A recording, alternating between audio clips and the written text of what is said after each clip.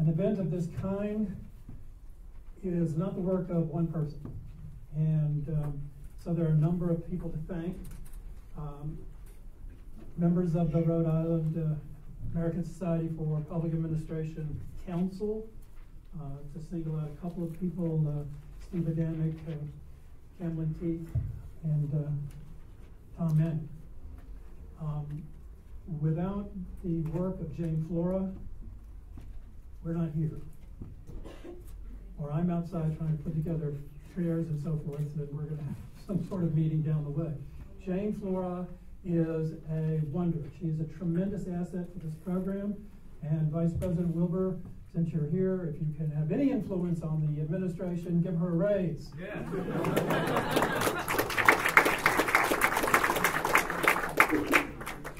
Mrs. Flora arrives early and stays late and even works on the weekend. I get emails from her on Saturdays that she's here and telling me what she's doing, and trusting me on this is important, because without her doing that kind of work, we don't have a program like this. So, Mrs. Flora, thank you very, very much.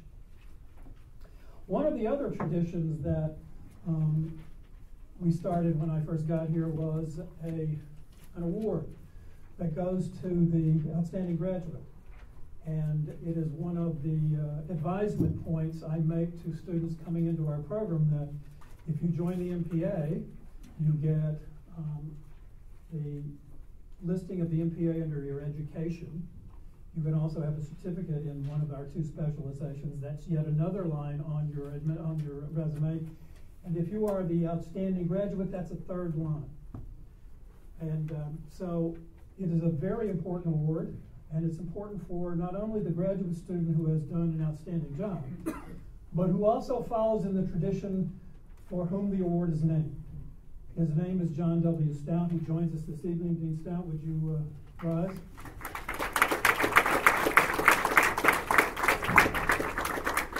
Dean Stout is the force behind creating what we know today as public administration of Roger Williams, and it was a significant actor in the creation of the MPA.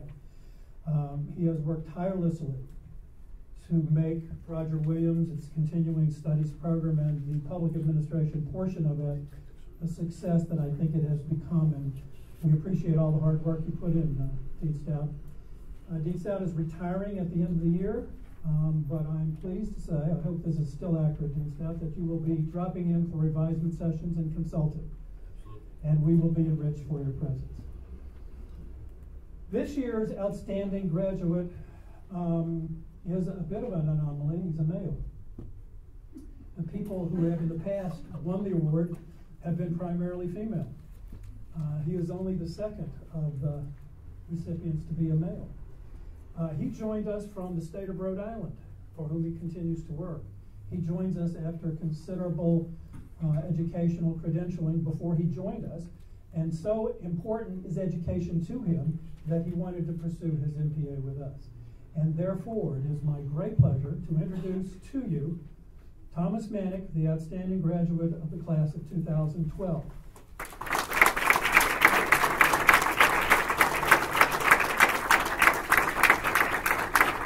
And what Manick we have for you, the John W. Stout Outstanding Graduate Award certificate, not only suitable for framing, actually already framed, and ready to be hung up on the walls of the state agency building in which you work.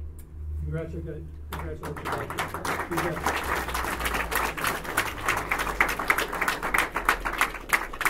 Now, one of the aspects of advisement that I provide when students come into the MPA program is that you are entering into a profession. And the profession has a professional association, and it's called the American Society for Public Administration, and I mentioned the Rhode Island chapter just a moment ago.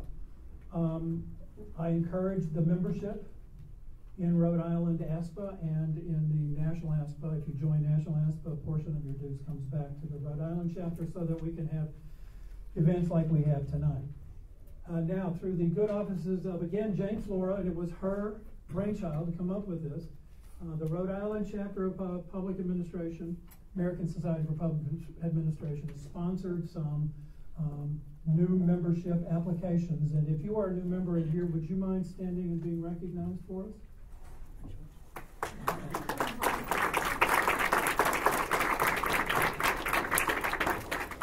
Being part of a profession means that you behave ethically, and the American Society for Public Administration has a code of ethics.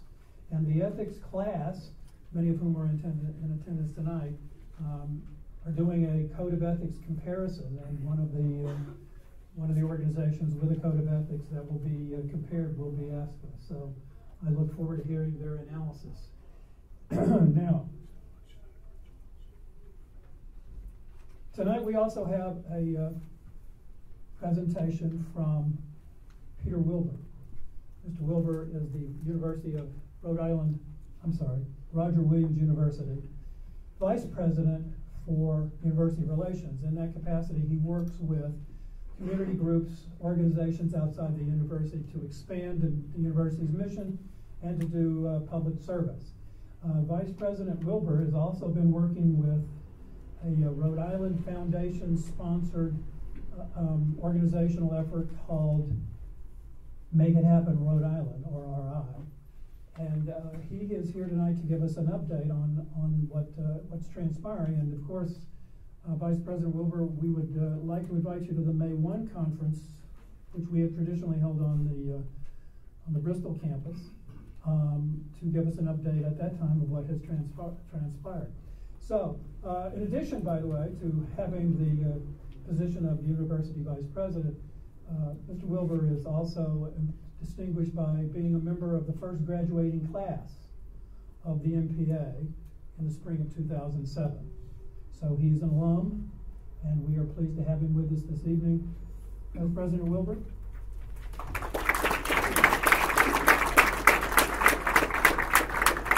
Thank you. You know, when you said University of Rhode Island, I said, gee, Jane gets a raise and I lose my job. One hell of a raise, Jane.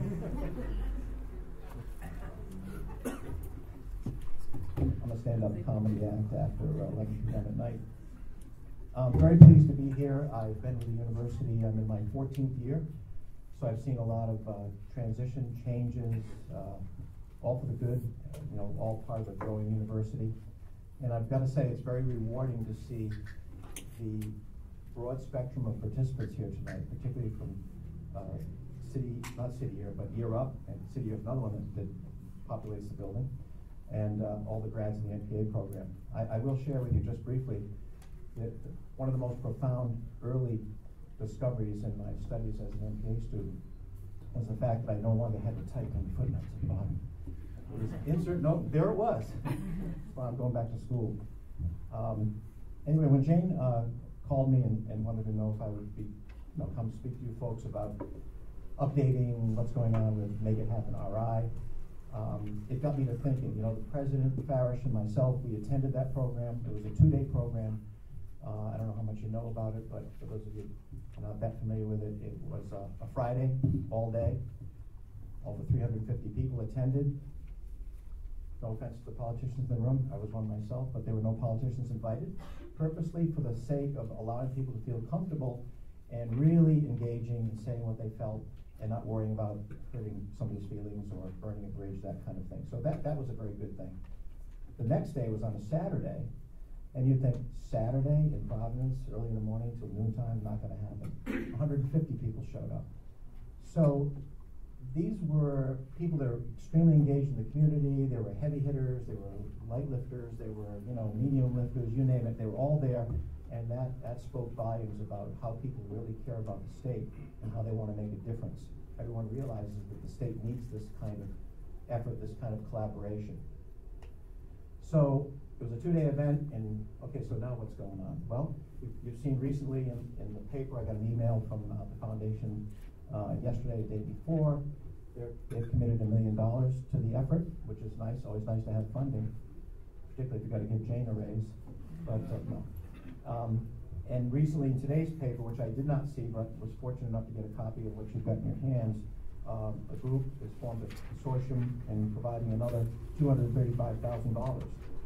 So, consisting of Providence Chamber of Commerce, University of Rhode Island, Brown University, Beta Spring, and so forth, forming consortium. That's a great thing. But what I'm here to tell you about is something that I thought about, Rogers University. What are we going to do?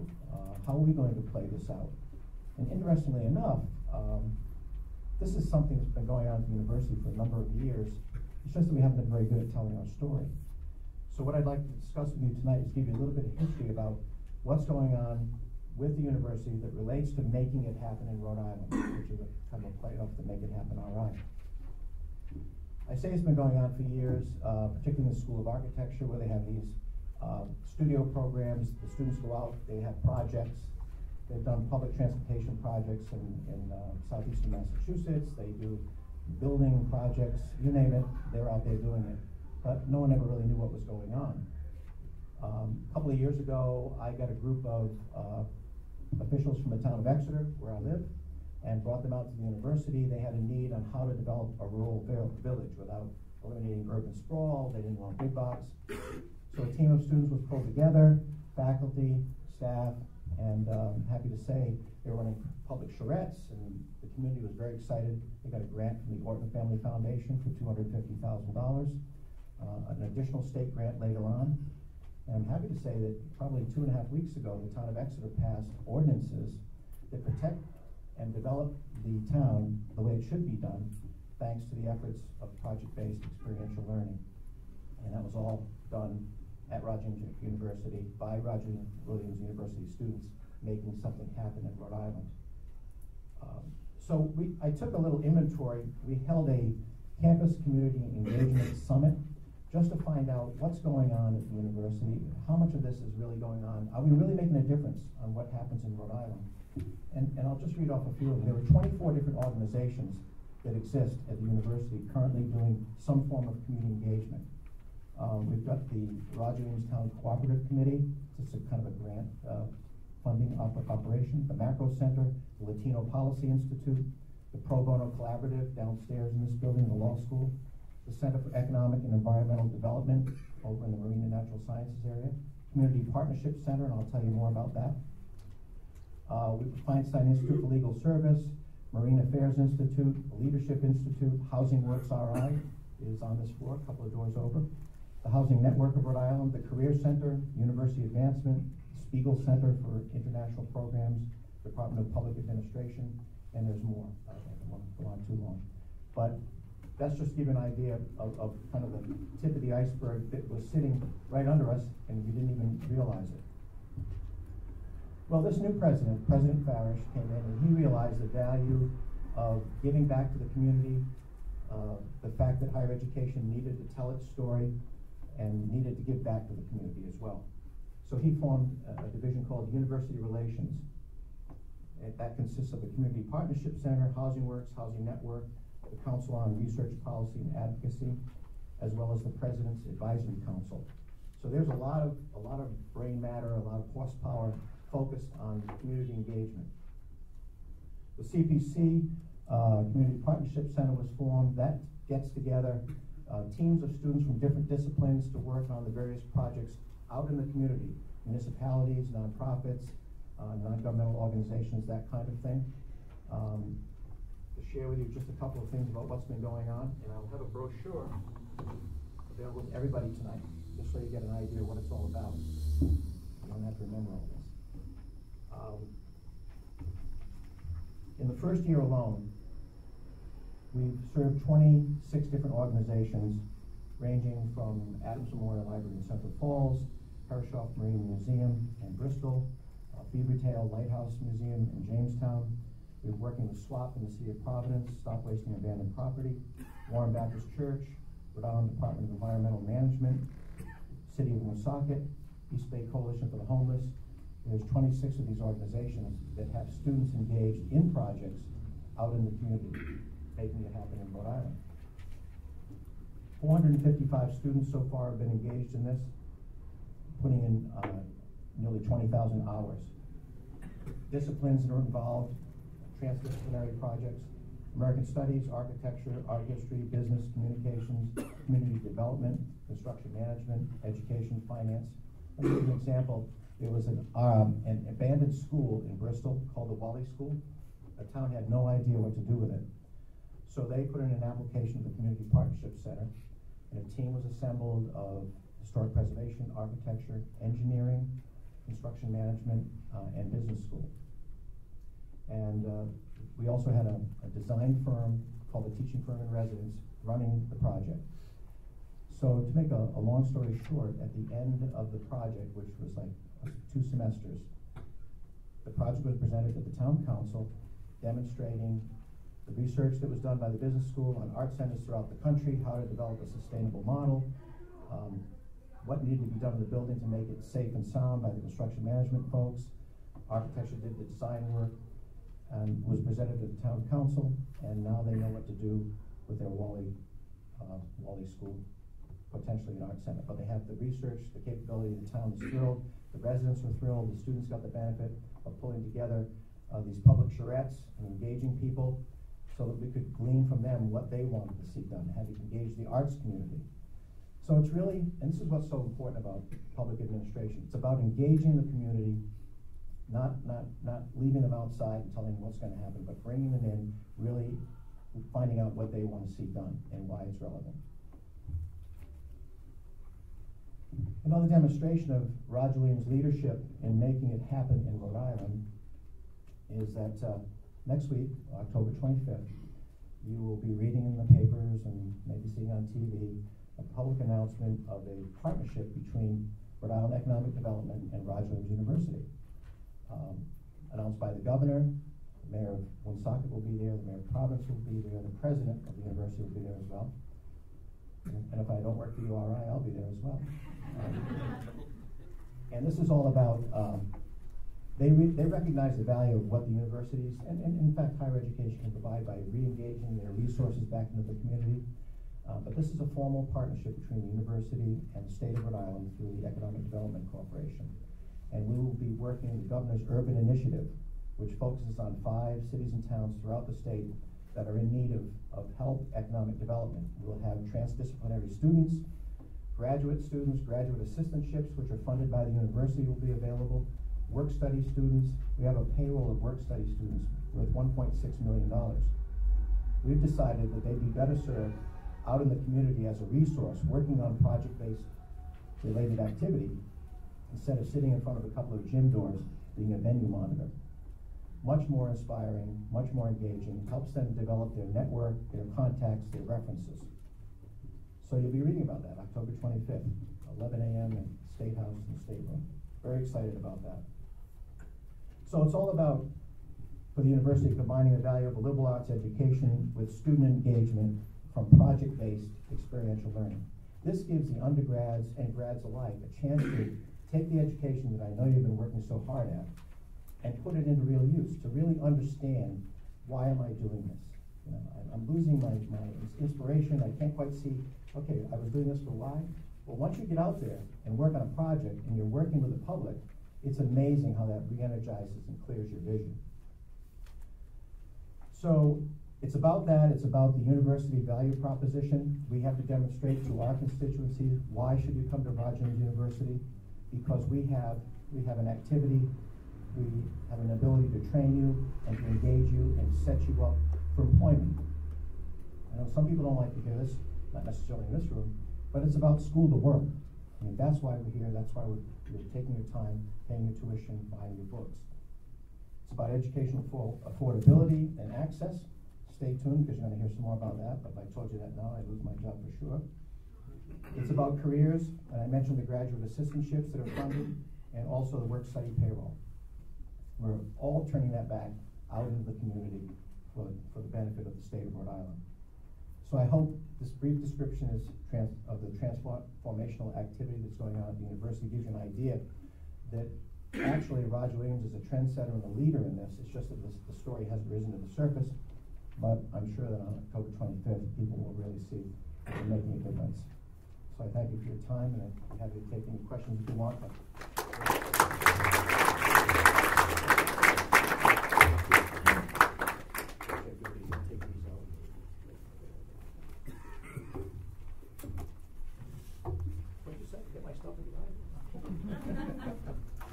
Thank you, Vice President Wilbur.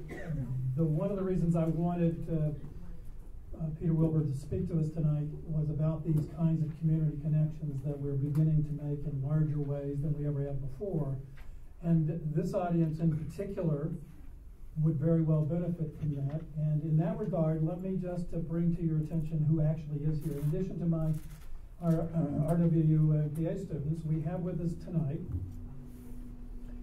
students from Year Up, and we have one of their instructors here who also helps us out with instructional design, Russell Boschman. Mr. Boschman?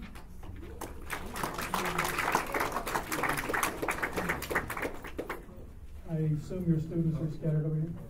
We also have with us tonight the students from the Public Administration Academy of the Pawtucket Schools and their teachers, Mr. Conley, Mr. Costa, and Mr. Souza. And your students are, where are they? Okay. Now, I know that and we also have with us, do we not, Dean Scurry, some Upward Bound students? College Unbound, I beg your pardon. College Unbound, where are they? There you go. All right. Vice President Wilbur, I think we have an audience here who could perhaps enrich your programs further. I think the important question is, how do we get in contact with you to find out about these opportunities? Actually, there's contact information in the brochure. Okay, everyone has one? Yes. Terrific. Okay. So I'm hopeful that we have some people in here who contact you very, very soon. And for the College Unbound and the Year Up and the PA Academy students, what we're doing tonight is perhaps a total immersion kind of program so that you have a sense of what's available to you in college and university life.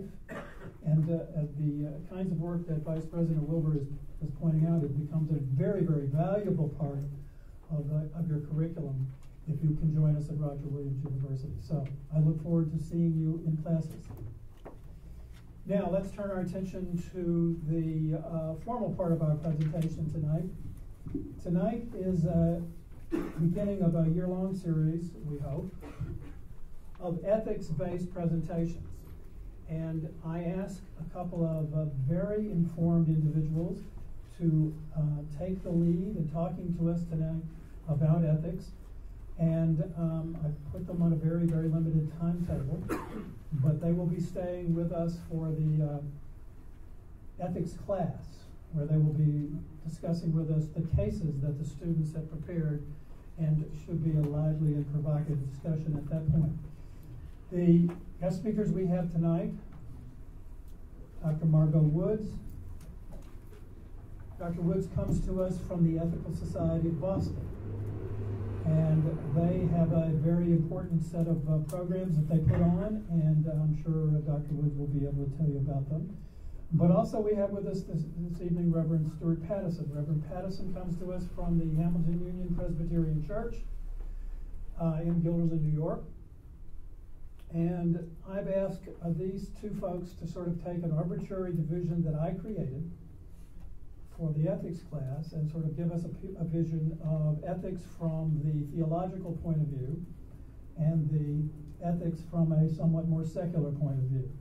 So, with that in mind, I'm going to ask Reverend Pattison if he would like to come forward, please, and give us his theological perspective on ethics. And by the way, Reverend Pattison just returns from a study tour of Greece, where he went to a number of different locations which are mentioned in the Christian New Testament.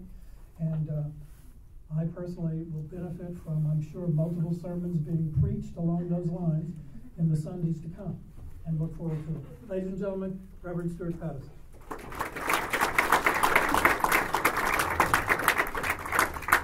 Thank you, Dr. Hall. Dr. Hall was telling our congregation that the reason he asked me to speak to you was that I was the most ethical person he knew, and I thought he should get out more. I come to you not as an expert on ethics. I come to you as someone who thinks about a lot of things, but I don't have a lot of credentials. So If you find a lot of flaws in my thinking and thinking that, bring it on. I've been asked to speak on the foundation of Judeo-Christian ethics. As some of you may be aware, the first century of the Common Era, there were two great schools of rabbinic teaching, that of Hillel the Elder and that of Shammai. The teaching of Hillel was characterized by an emphasis on the Hebrew concept of chesed, often translated loving kindness. And the teaching of Shammai followed a strict interpretation of Torah. And during the two famed rabbis' lifetimes and carried on by their students after their deaths, the schools of Hillel and Shammai were worthy adversaries, and they laid the basis for the collective, dynamic reflection of Torah that became known as the Talmud.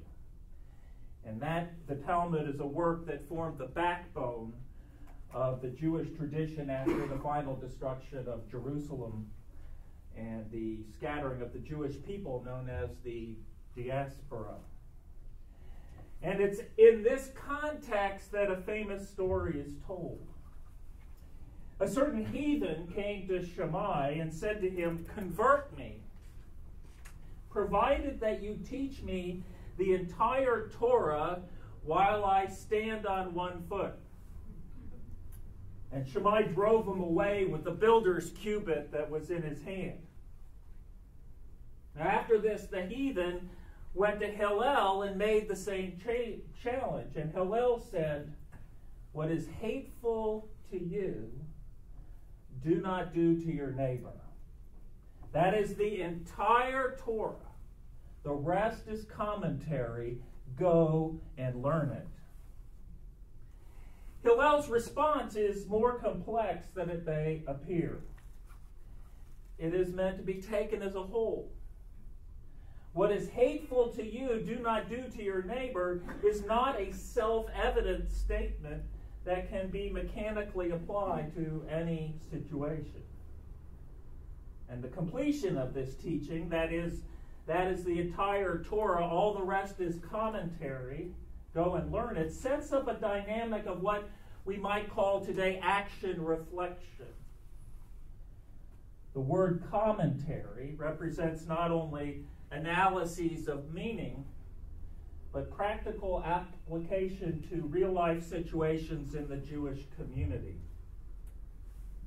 Now, whatever else it may be, ethics in the Jewish tradition is not a rigid, one-size-fits-all set of rules that apply to all situations with equal authority at all times. There is a process of reflection and choice which guides the individual in his or her making an ethical decision.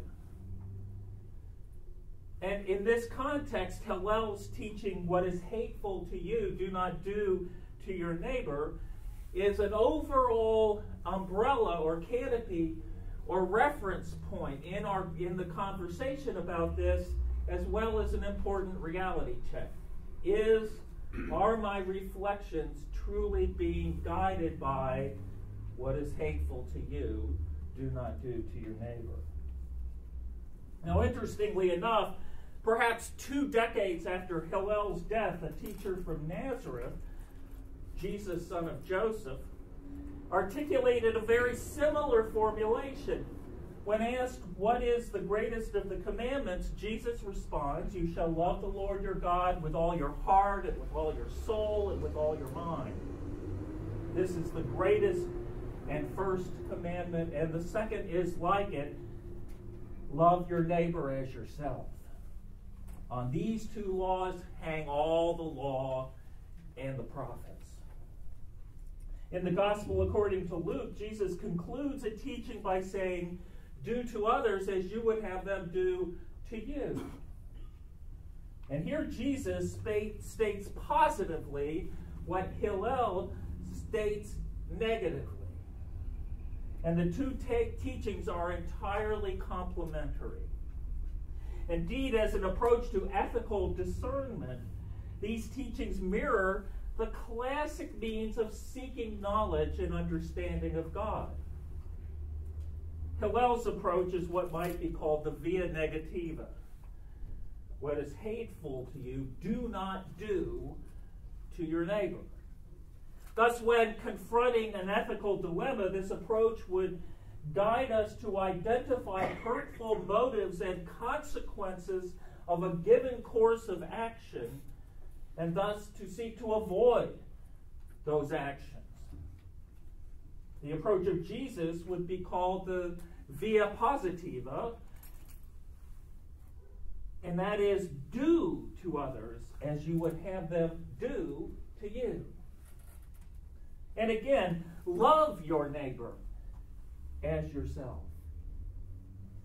In this case, when approaching an ethical dilemma, we would be guided to identify the beneficial motives and consequences of a given course of action, and thus pursue such actions.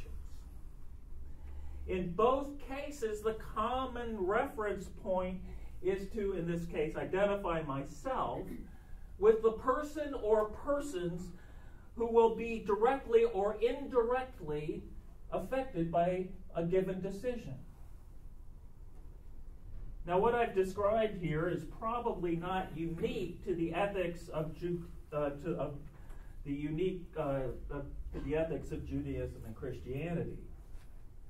What distinguishes Judeo-Christian ethics from those of other cultures and religions is the ultimate motive for those ethical decisions. Jesus makes explicit what is implicit in the teaching of Hillel. You shall love the Lord your God with all your heart, with all your soul, and with all your mind. Hillel assumes that all ethical activity is an obedient response to the covenant of God with Israel. As it says in the first of the 10 Commandments, you shall have no other gods before me. All ethical decisions ultimately have as their highest concern the call to be faithful to the God who liberated Israel from Egypt. All ethical decisions are, or ought to be, a grateful yearning to make visible God's justice and moral values known in the world. Thus, what is hateful to me is not just what is hateful to me personally, but is hateful to the one who is in covenant with me and with my people. What is hateful to me is what might be upsetting or hateful to God.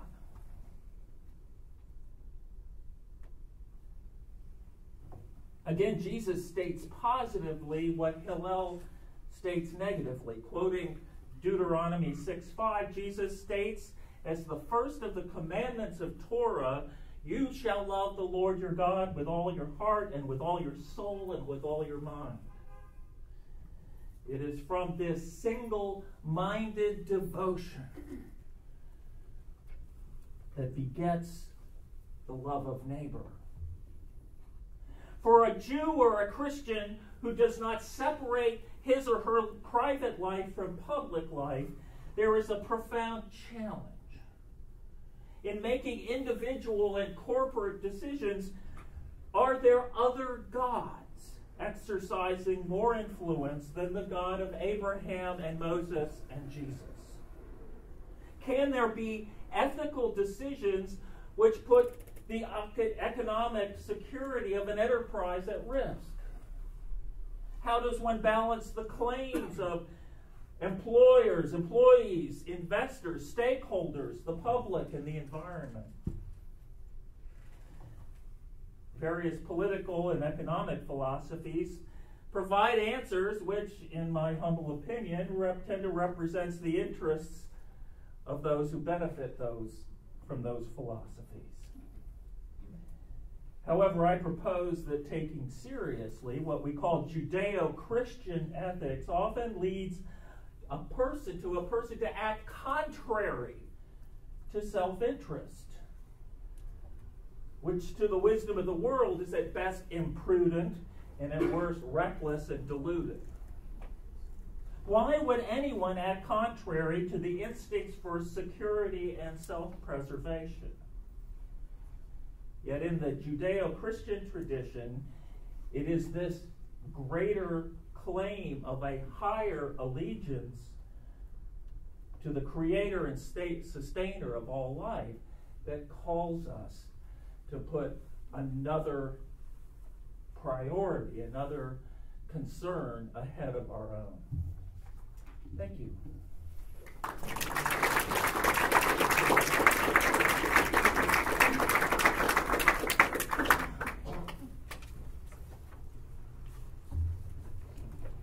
What you just heard is one of the reasons I like Reverend Patterson so very much. He, in fact, does his homework, and his sermons are based on that kind of work. So I'm hopeful that the message that you heard about ethics, you understand is being derived from a historical perspective that he understands and studies.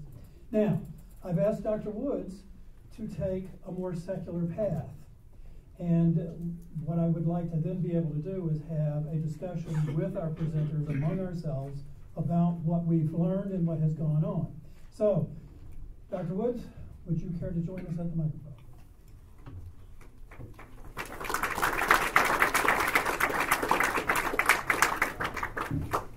Hello, thank you so much for inviting me here. It's really been a pleasure to hear what's happening at Roger Williams College. I really have to say I'm very impressed with some of the activities in the community, because that's what I think it's really all about. That's where you bring your ethics, because your behavior really forms who you are and what you believe.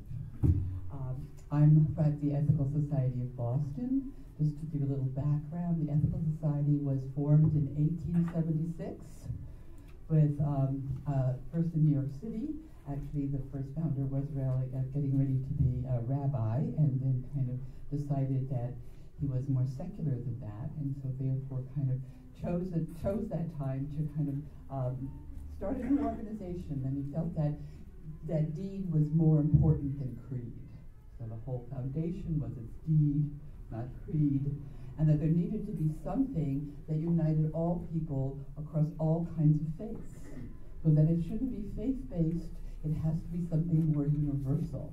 Because he was very aware of what was happening in Europe, and he spent his graduate work was done in Germany, and he was really worried and was not happy when he saw how the different religious organizations were fighting each other, not getting along, not cooperating, and he wanted to find something in which there could not be that tension or the disagreement, and so you could find some more common ground. However, I have to say too that depending whether you're Christian or you're Jewish or you're secular, and I'm a lifelong atheist, it is really the idea that you still have to do your work. So you could either have a tradition, and it gives you, as Reverend Patterson showed you, a lot of great historical and important messages, or you can say, gee, I have to start from scratch and figure it out myself. But in either case, you must take that inner journey. You must do the thinking yourself and say, what do I believe? Why do I believe it? And it's what I call the difference between your outer journey and your inner journey. Because your outer journey is about, oh yes, here's where I was born, or my parents, I went to college, I'm a professor, or I'm whatever you're doing. That's your outer journey. But as much and even more is your inner journey. And that is your development of your conscience, in which you own that information and you try and live by that. And you have to know it becomes your compass. And you know you have to have courage in order to stay with it. So I recommend that no matter what your background, to really pay attention to this inner journey, which was really started with the Greeks in self-reflection, which Dr. Patterson talked about in self-reflection, and also was developed more in the Enlightenment and certainly with our founding fathers who believed in it. So coming from this point of view, the Ethical Society was interested in bridging this difference in different faiths and finding a common ground. And they really believed, besides that it was deed, not creed, they also said that our role here is to try to develop a more humane society. And so that's what our job is to do. And they got very involved in a lot of social action things, and they were instrumental in forming the actual American Civil Liberties Union, and also with the visiting nurses in New York City, and also in the Workmen's Circle, education of immigrants, so that they learned English and they learned how to maneuver the system. And I think that the actual chapter in Boston wasn't started, after many false starts, wasn't really formalized until 1955. And that our group, again, is not with the leadership. We really believe that we share that, because I was president for 2 years, other people are presidents. So we don't have a leader. We really like the idea that every person must take that responsibility and take some turn to do that. So there are 23 chapters of ethical societies across the country and the national offices in New York City. So if you have any other questions, I can talk about that later. Okay. Well, I think that one of the things that I wanted to bring to you about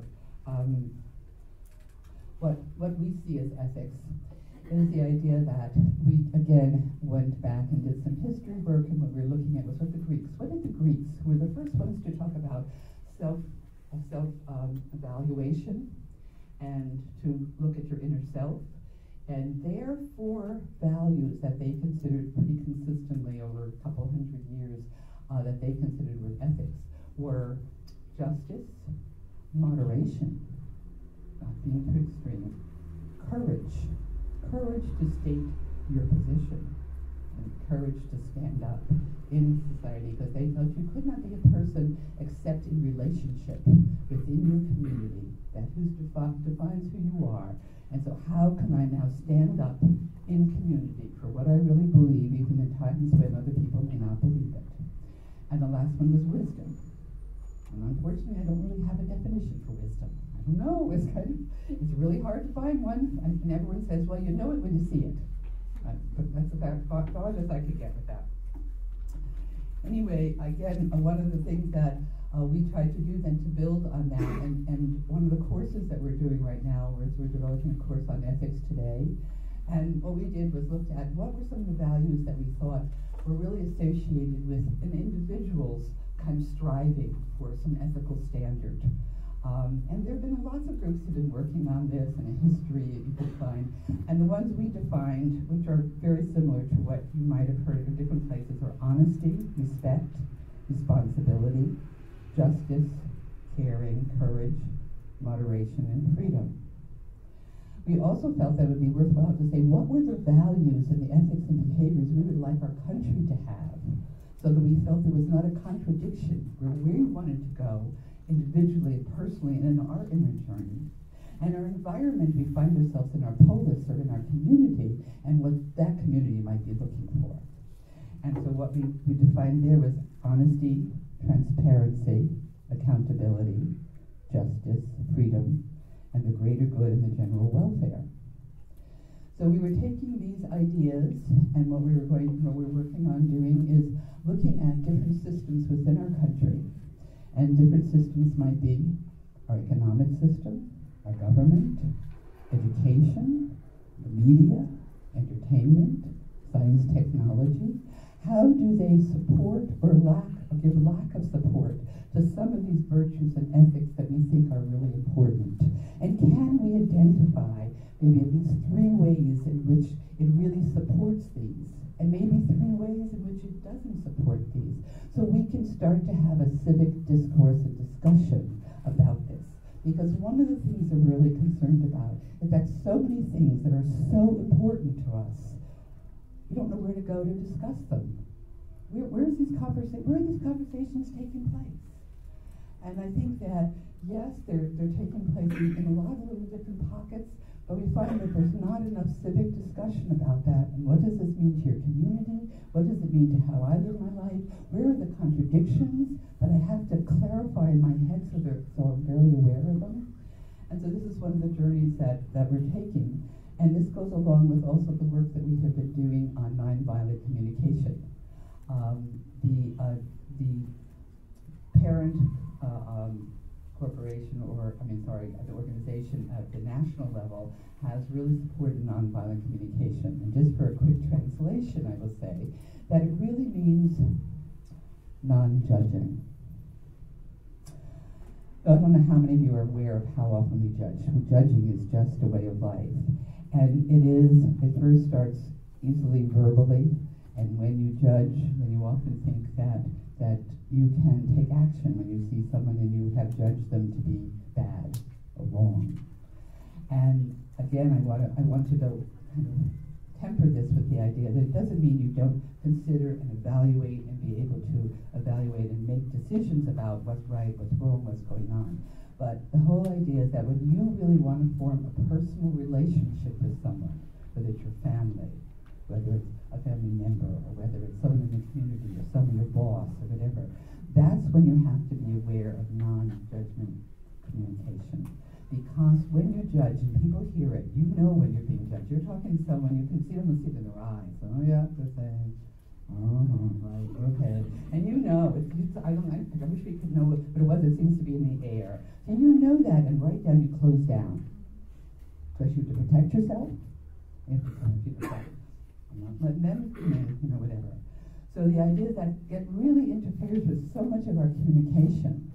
And we have to learn to be aware of it and to find an alternative, and that's what the system gives you, some alternative ways to communicate with each other. When you really want a personal connection and you really want to listen to each other, you really want to hear each other, and you want to find how can we talk to each other even though we may not agree. And part of that has to do with you're talking about what you see and what you hear, but not what you judge.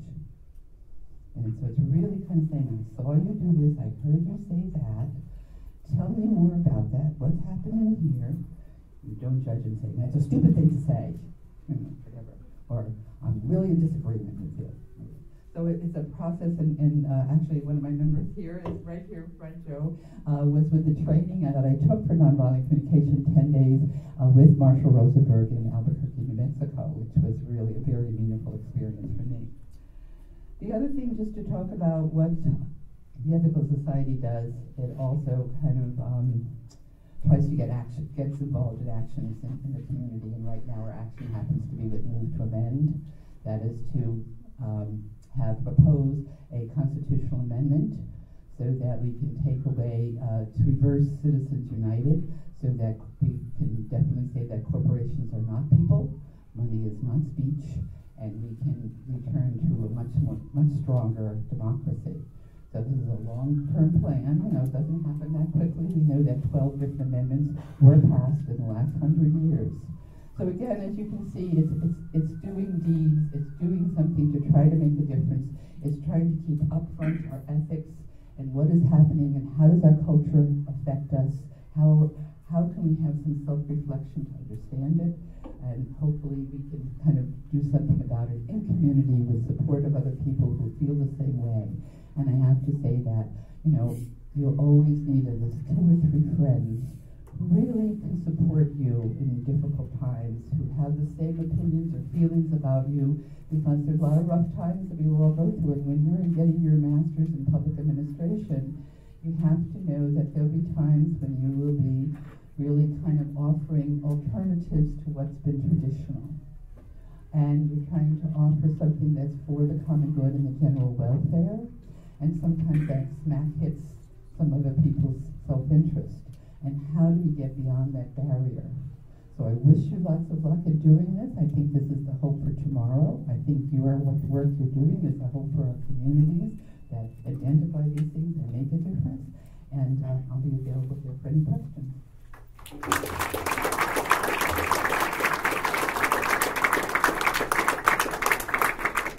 Okay, it's your turn. Mr. Stancy, welcome back. Question for Reverend Hutz.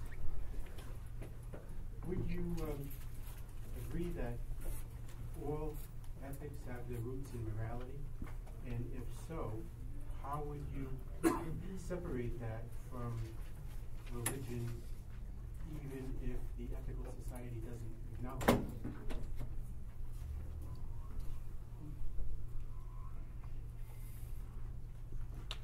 not sure I understand your question.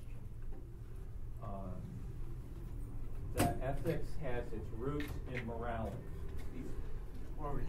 The origin in morality. Stems from morality. And that morality is ultimately from a religious, spiritual context? Yes.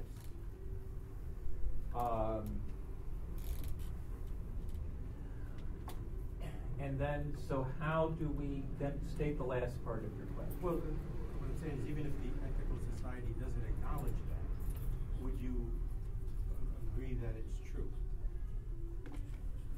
Well, first of all, I don't think necessarily that the ethical society doesn't acknowledge that. I think the ethical society is a diverse group of people who come, and that Dr. Wood's particular perspective isn't necessarily the one of the group.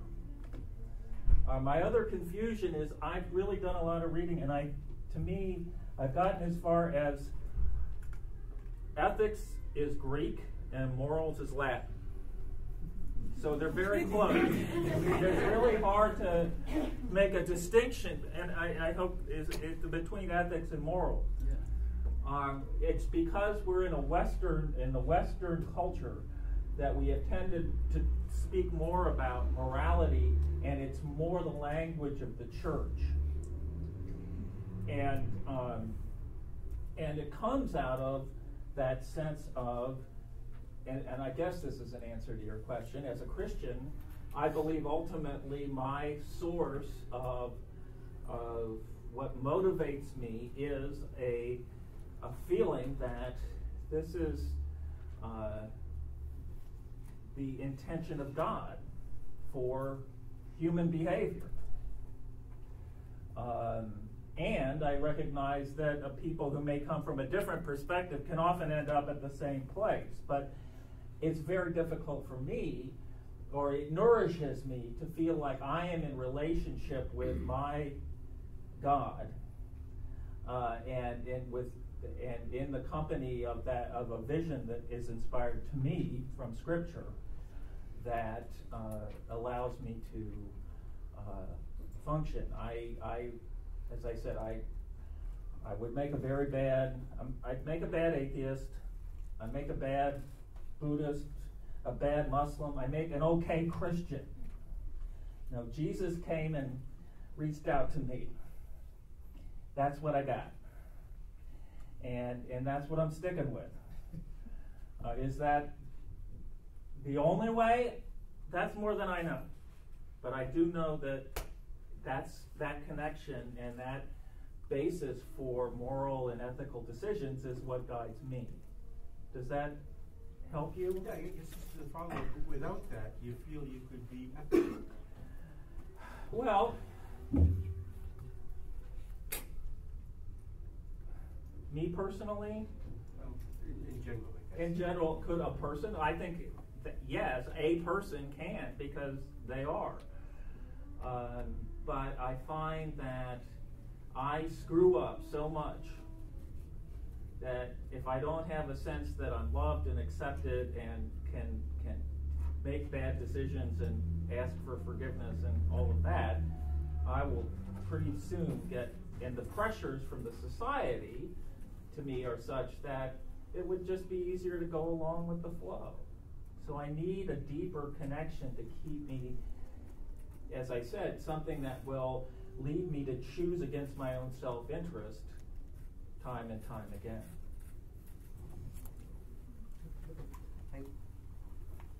I wanted to respond to that also because I think it's interesting. You know, certainly the Greeks, you know, were the ones who really thought and had the idea, the idealistic idea, that we can really perfect ourselves, that there is so much potential in a human being, and let us do everything to maximize that. They had many gods, and it was really a little unclear. The gods, you know, weren't necessarily righteous, you know, whatever. So it's a very different system. And then with the Enlightenment came, you know, some real discussions about how do you really, what is the good life, and how do you kind of follow something that is best for everyone. And two of the points that come out from the Enlightenment is the idea that a person is an end in themselves and not the means to anybody else's end. And I think this is another one that really kind of is a grounding thing. And you say, well, you know, how do I keep myself from just acting in my best, from some self-interest? And I think that's where the inner journey really helps. Because when you look at, give yourself time for an inner journey, and you see that lots of your behavior is like, oh, I would like to do this. But the more you think about it, and the more self-reflection, you realize, well, that's a good short-term solution. But is that going to be a good long-term solution? And what are the things I'm going to give up if I do this? And how am I going to lose some friendships or weaken some bonds with other people? And is this the kind of world I want to live in? If everyone did that, was just worried about their own self-interest, you know, what kind of world does this start to be? And so I have to then be a model for how I would like the world to be. If I want to say I want that from other people, I want people to be trustworthy, because I want to be able to trust. I want people to be honest, because I want to be able to believe people, you know? So that it comes down that there are lots of different ways to look at self-interest. And in fact, if you look at Rawls is a philosopher who was at Harvard, and he talks about the veil of ignorance. And he was the one who talked about your decisions should be made independent of yourself. Pretend that you have a veil of ignorance. You don't know whether you're male or female. You don't know whether you're smart or not so smart. You don't know if you're healthy or you're really sickly. You're good looking or ugly. And how is this decision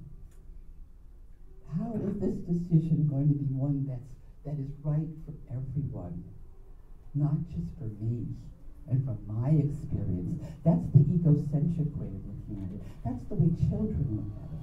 As an adults, we should have a higher aspiration to be able, at least theoretically, as much as possible, as much as we can do, to say, let me just step a little out of myself and walk in someone else's shoes and say, how would it be if I stood up from that point of view? And it is a wonderful experience. And the good news is that our human nature actually makes us feel really good when we do that. Makes us feel really proud of ourselves when we've been able to do that. So it is really reinforced. We know that from studies that are done on empathy, studies that are done by caring, and how when you see someone else do a good deed for someone else, you don't even know them, you see someone pick something up or help someone in the bus or in the train station, it makes you feel better. You didn't even do it. It made you feel better. Now you go and do it. You help someone at this train station, and you're feeling pretty good about yourself. And isn't that wonderful? That's our human nature, that we can feel good about ourselves when we do something good. Wow. We've got a lot of potential. Mr. Bob.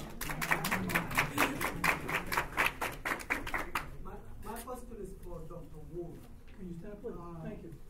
My question is for Dr. Wood. You alluded to the fact that non-judging can breed non-violence. And that sends my thoughts to racial bias, gender bias, and nationality bias. And the Dalai Lama spoke in Providence this afternoon, and he talked about the destructive tendency of not being conscious of other people's feelings. And hearing you speak on the same line at this moment, what kind of education from an ethical point of view should the person have, actually the person that is judging, should they have in order to tackle that position? Well, that's a hard one, because what I knew I needed, I read the book by Marshall Rosenberg, and then that wasn't enough. I had to go 10 days of intensive training with Marshall Rosenberg, with 65 other people from around the world.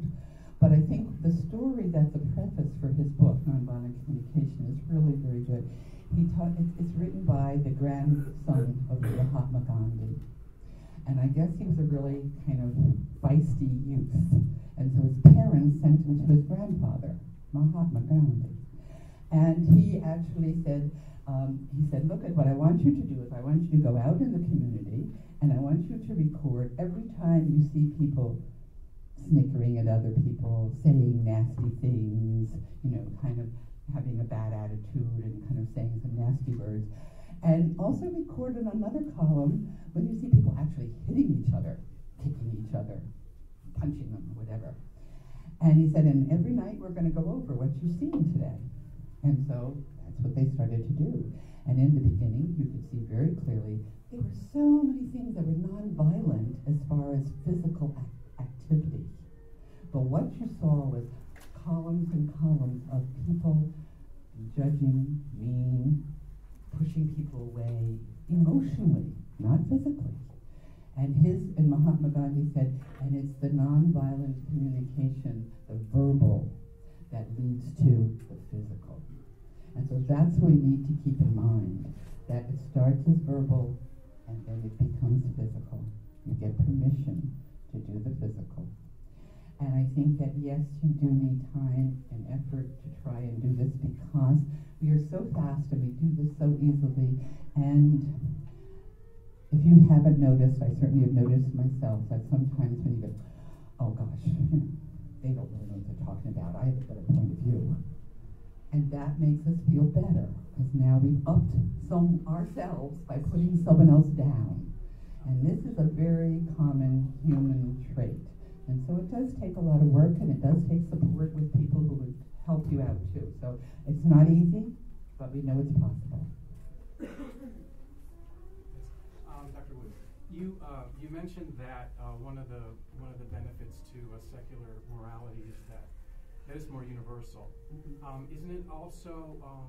Wouldn't you also say that it's preferable because the certainty that comes with the illusion of divine authority licenses coercion? I'm thinking especially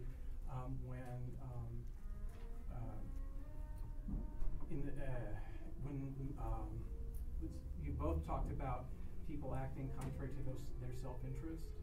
Yes. And I couldn't help but think of the 9/11 attacks. People were acting contrary to self-interest, with the illusion of divine authority. And it licenses coercion, it licenses atrocity. And even terrorists were doing something that they felt were self-sacrificing themselves for a higher meaning. And also with the idea that you could regulate people's private sexuality comes from that. Opposition to marriage equality, reproductive freedom. Well, I mean, I think when we talk about 9/11 and that, the idea that yes, I mean, so much of the violence we have seen has been because religions teach that we have the right way. This is the true religion. Now, I think that certainly the Western religions have gotten and been more open about that and have transitioned. I think that the Dalai Lama is very different about that. If you've heard him talk, that's no longer the issue. And we're hoping that most religions will say that there are many different paths to God, if that is your path that you choose. And that this might in some way temper some of this extreme behavior. But I guess when I'm trying to think, how does, when you talk about some of the religions and how they have supported the idea that gay and homosexuals and whatever are against the Bible and whatever, I mean, it's amazing because you can read the Bible so many different ways. You can read the Talmud in the Old Testament so many different ways. You can always interpret what someone said, a lot of different ways. Like our founding fathers, we have a lot of disagreement on what did our founding fathers really mean when they said freedom. And then when you give some quotes on Jefferson said freedom meant freedom to be there, to have the presence of mind to help your neighbor. Oh, no one has that definition of freedom right now. I mean, no one would come up with that one. So indeed, things change whenever. So one has to kind of really nail some of this down. And I think that, again, we have to kind of keep an open mind and still have to then do that inner journey, think these things out ourselves, find your own compass, and then hopefully find some community that help you maintain and feel the strength of those convictions. And when you know that they're not just for self-interest. But again, have you used, because what the terrorists did is they used other people for the means to their end. And when I was talking about a person is an end in themselves, they are not a means to someone else's ends. And that's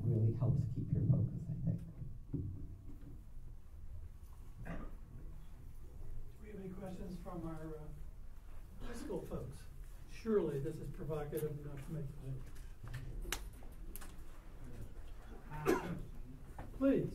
I'm not in high school, but I'm a college student at Europe, and I was just wondering, just to piggyback on what this fellow was actually just speaking about, do you feel like with Morrow, as far as the 9/11 attacks, do you feel as though they were coaxed to actually do that, so they had a different understanding of what exactly would happen after they demonstrated their behavior, or do you feel like that was simply their behavior because they felt religious about it, and that they were being true to their God?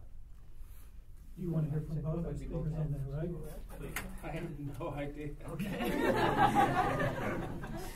Well, I'm not a mind reader, so I can't say, you know. But again, if you look at the youth, one of the problems in the Middle East is that there are a lot of young men and there are no jobs. So they get kind of desperate. And everyone wants to have meaning and purpose in their life. And so sometimes it's easier to convince some people that this will give you meaning and purpose.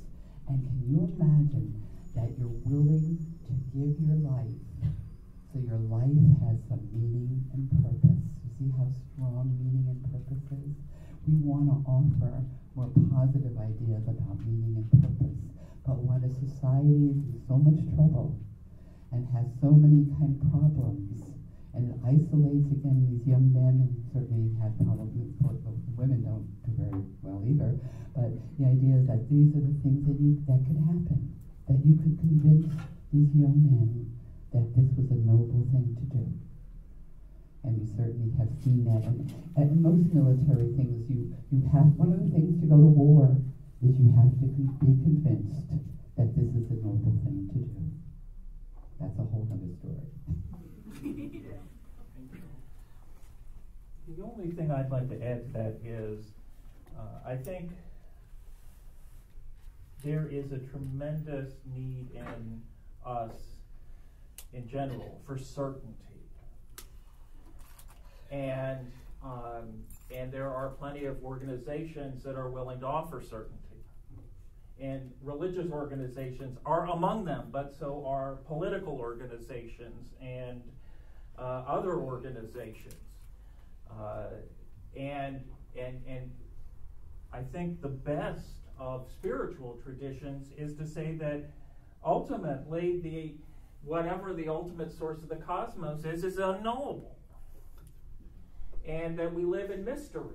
And our call to our response to the creation is wonder and exploring. And that's difficult for a lot of organizations. They want to institutionalize it and package it and tell and give you, when I want your opinion, I'll give it to you.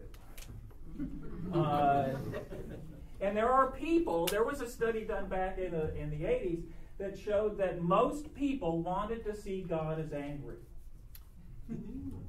And to have that need. You know that old song in the 60s, Johnny get angry, Johnny get mad, give me the biggest lecture I ever had. The responsible spiritual traditions do not engage in coercion, because they recognize that God created us to be our own selves. And our job is to nourish so that we become who God created us to be. And not to say, if you do this, you're going to hell, or you've got to follow this. That is a rigid path that represents, I think, an unholy marriage of somebody's need for certainty and an organization that is insecure about its own status, so it provides it. So I think so much of what that goes on in institutional religion, there is a heck of a lot of it that is really ugly. But the best of it is to really seek to nourish people to find their own paths, think their own thoughts, and to be of value to the world. And so I think that the task for me, and I really like your image of the interior work, is to say, where am I really needing somebody just tell me what to do, make it black and white, and so I can check my brain at the door and not have to think. A responsible and spirit-filled community won't do that. It'll say, who are you? And this, to get back to ethics, what do you feel, how do you feel God is calling you to act? Not, this is how you should act. Other questions? You know, we have some students from Saudi Arabia and from South Korea and from China and Haiti. So I'm wondering if they could speak to us a little bit about what they're hearing here and how it might contrast with what their cultural background might be. Ms. Eloisine on it, Ms. Hassan? I'm putting you on the spot, I know. See, if you come here, you can expect me to do this. Sure. For Reverend Patterson? Yeah. What do you think about people who say religion is a great resources for ethics? I didn't hear the question. Would you repeat that for us, please? Some people said they believe that religion is a big resources for ethics. What do you think about that? That religion is a large resource for ethics. Oh, I think they're absolutely right. But it's a resource. It's not a manual or do it a set of directions. And if you read, for instance, the scriptures, there is just a vast array of situations and responses. And so it's an incredible resource. And most religions feel like we develop this in community. I don't just go and decide what I'm going to do on my own, but my community helps me discern what it is, what am I meant to do, and to act, to kind of be honest with me if I want to go run off on a horse and save the world, to say, well, Stuart, I'm not sure the world wants what you have. You know, if everybody was like you, it's not a pretty picture. And to say, what are you anxious about? Where are you coming from? And what are some other ways of looking at it? But I do think that when we see the reservoir, I think of it as a giant aquifer of wonderful, deep wisdom that has been with us all along and continues to grow. When I tap into that and to realize I don't have to know all the answers, I can breathe through this and discover a bigger world, then yes, religion is a great source of wisdom. But so are the philosophical traditions. And so are, there's actually a lot of stuff that's coming through neuroscience and how the brain functions. So we know that if I have had a history of, and I'm not even aware of it, of abuse embedded in me, and you say something sharp to me and I react, that's because of stuff that's happened, and that gives me some insight as to why I behave the way I do. So there's lots of resources, and as a human being, I think we should use them all. Dr. Wood, would you like to feel part of that? I want to pick up about ambiguity. I think that it's a lot harder to live in ambiguity. We all would rather have some things nailed down because it seems like everything's in ambiguity. It really is, I think, I could imagine, for a person who's religious to say, feeling God and Jesus really makes me feel good and comfortable and taken care of. So indeed, the secular group is really challenged to say, what can you match up with that, And so I guess what the best I could come up with there is the idea that it's really kind to see the richness of human experience, what we have done in music or literature or different kinds of organizations that are there in care, people who give their lives to care, people who are courageous and give their lives to save someone. It's the all of nature. So indeed, tapping into that and knowing that we are part of that whole kind of march and that whole history, and staying in touch with that is also a place of awe and helps us, I think, with the ambiguity. I'm always reminded of Lucretius, who had written a 900-page poem, which was discovered in the Middle Ages because they thought it had been lost. And he's the one who says and tries to prove, there was no God, And not only that, he was the one who talked about atoms, that everything we have is made up of atoms. This was in 50 AD he talked about this. Where did he ever get this? And so everyone would criticize him and say, so good. So now, all right, so we learned there's no God. So that means you don't have to worry that someone's watching you or that someone's judging you or you're going to heaven or you go to hell. So, but what do you have? Death, and that's the end. Is that the best you can offer? So that's right. It's not like we can offer you, hey, we've got the answer and everything's wonderful and don't worry about death. And, this is not the human experience from our point of view. And this is the stuff we have to deal with. And, different ways to deal with it and different levels of security. There are times when you have enough security to deal with it, and other times you need a lot more help. And there's a lot of different kinds of help out there, and I think we all have to open ourselves to all the different kind of help that is out there. That's a question for you. In terms of ethical, and what is ethical, unethical, and then Haiti, which is that's where I came from, where 90% of people value voodoo as ethical, and then you got they have 10% of people value Christianity as moral.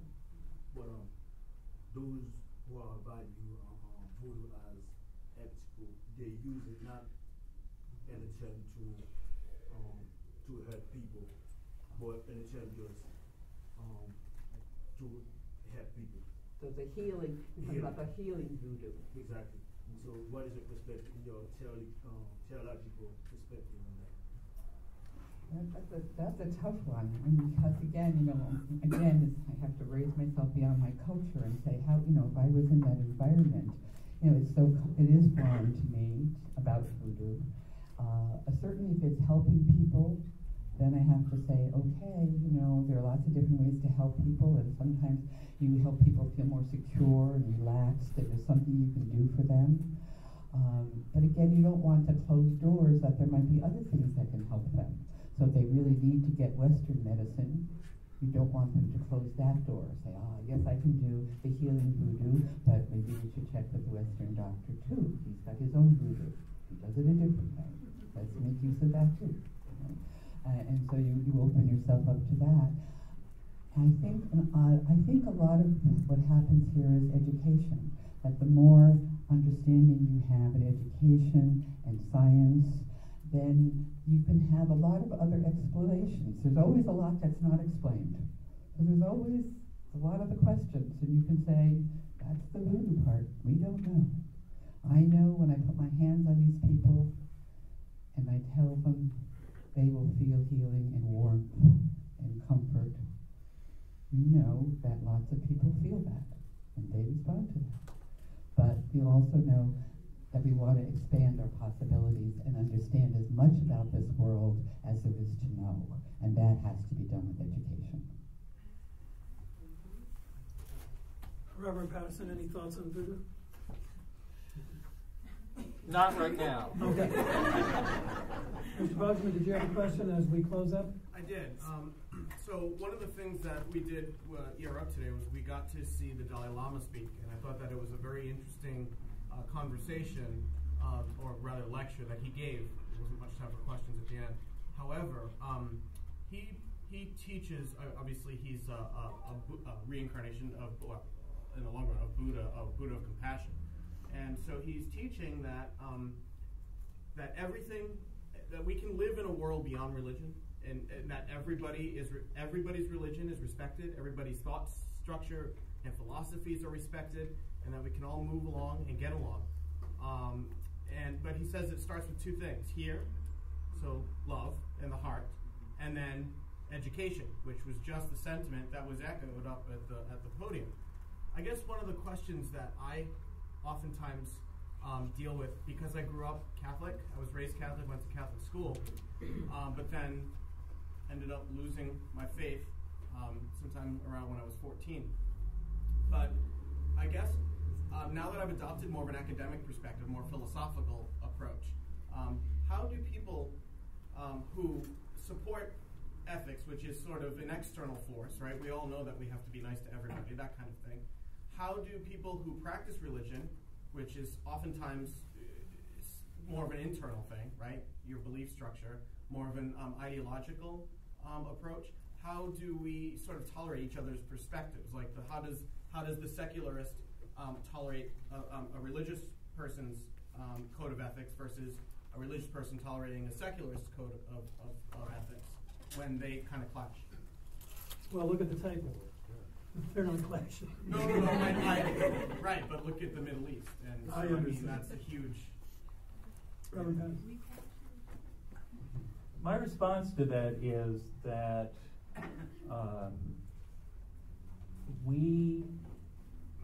whatever our ultimate concern is,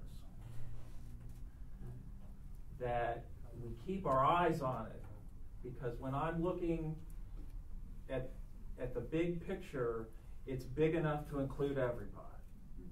When I take my eyes off of that and think about you and, whatever it is you believe, then I get caught up in this ego thing that somehow, well, maybe he's right. Maybe I should give up. But no, I can't do that. I've invested, and plus it pays my salary. I've got to believe in it. So I need to prove that you're wrong. And so as I have grown, it's just like when I take my eyes off of the eternal or the big picture and start focusing on the particular, I get in trouble. And so I think the Dalai Lama and all of the great spiritual leaders are people who live in the big picture. And in the end, I don't, I think Dr. Woods and I believe about ultimate things very differently. How we live is probably pretty close to the same. What's the problem? And I would not do well in an atheist society. But you wouldn't do well in my church. But somehow we're here trying to help people figure out your own path so that you can feel like you're acting according to your creation, your true personhood, and I ultimately think that the vision is, in the big picture, the individual differences start to dissolve. I want to add one point to that. I totally agree with everything you said. I think when you get to the particular, I think one of the things that's suggested is when you find someone who, you're going to probably have some disagreement, first spend time finding out what you agree with. So focus on, okay, well, here's some stuff we agree with. We agree with this, we agree with that. And almost invariably, you have so many places that you do agree.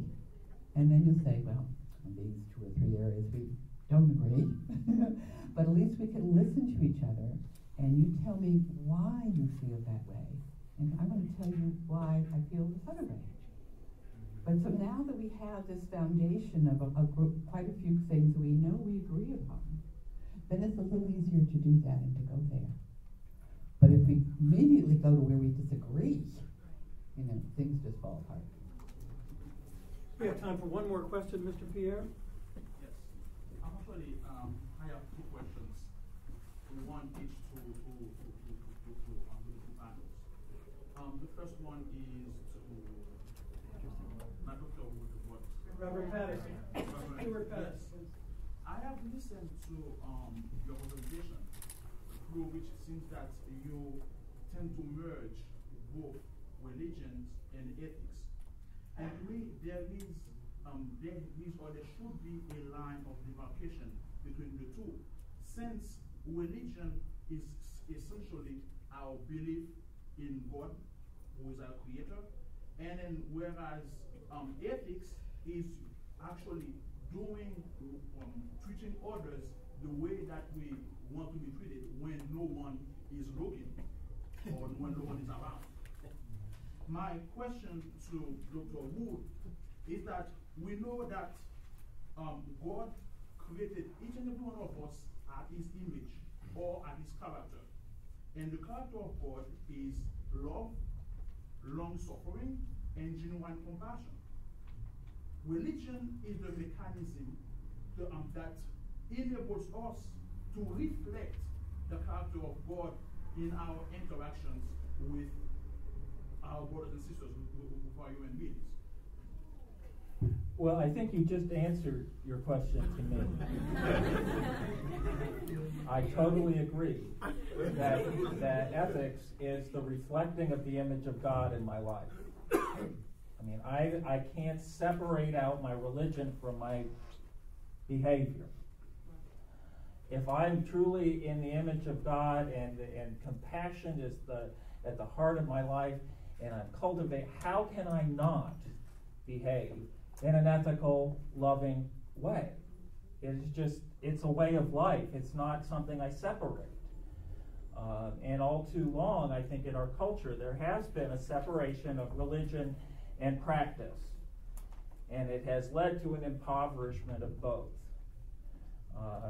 And so to me, I can't make a distinction between my faith and my practice of my faith and how I live in the world, because it's God's world. It's not that there. I don't believe in a sacred world and a secular world.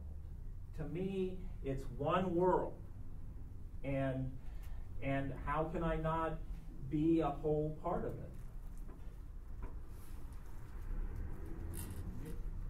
That's maybe where we depart, because there is a lot of demarcation between the two. I don't think so. I think it's a dangerous thing to make a separation, because it leads me to have a private life and a public life. And I think whatever I believe should be important enough to be involved in all that I do.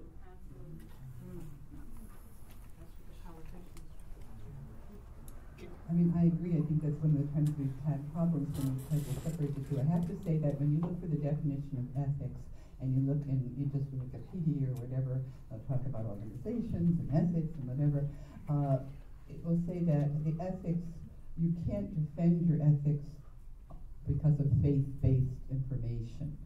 So what ethics tries to do is have it based on reason, to be able to justify and reason why you say it's love. Love should be one of the issues, or honesty is one of the issues. So you're trying to use a reason, but also to use your heart, because we know we should not separate our heart and our mind because they're so intertwined. And actually our first response is always emotion, and it's from the heart. And so we really need to unify them and make sure that we understand that. And in fact, a lot of the early philosophers said that really you cannot have ethics without passion. It is your passion that says, this is wrong. This does not feel right. This is not right. That really motivates you to want to do something. So that's the closest. I don't know if I understood how you wanted me to define things in the second part. Did I answer your question or not? I'm sorry. Our time grows short, and I want to thank you for attending tonight, and I thank you for your wonderful questions, beginning with Mr. Kaminson and the students and so forth. So you're welcome to stay. We're going to take a brief break, And then the ethics group is going to stay here with us, and we're going to have our panel discussion with cases and so on, which I'm very much looking forward to. But before we take our break, I would like to ask Reverend Pattison and Dr. Woods to come forward to accept on behalf of the Rhode Island chapter of the American Society for Public Administration and its membership, plus the MPA and MS in Leadership here at Roger Williams, these tokens of our thanks for your wonderful presentation and your very great efforts. Thank you so much.